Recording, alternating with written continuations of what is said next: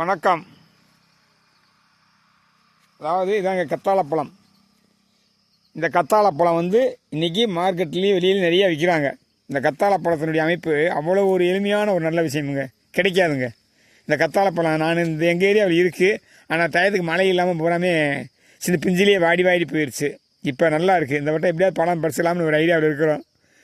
இரவு நேரம்லாம் கிடைச்சா நல்லது தாங்க. கிடைக்கும் நம்பிக்கையோடு வாழ்வோம்.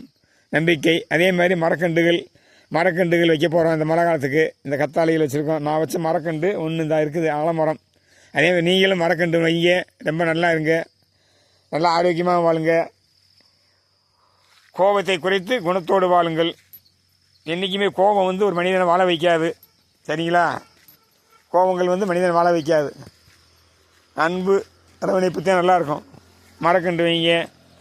மரக்கண்டு வச்சோம்னா ரொம்ப தெளிவாக இருக்கும், நல்லாயிருக்கும். இது போன வருஷத்துக்கு முன்னாடி மரக்கண்டு போட்டோம். இந்த ஆலமரம் வச்சு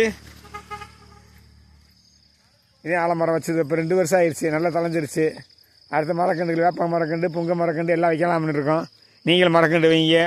நோய் நொடி இல்லாமல் எல்லோரும் வாழுங்க. நன்றி, வணக்கம். தீபாவளியை கொண்டாடியாச்சு. ஹாப்பியாக வேலைக்கு போங்க, மகிழ்ச்சியாக இருங்க. நன்றி, வணக்கம்.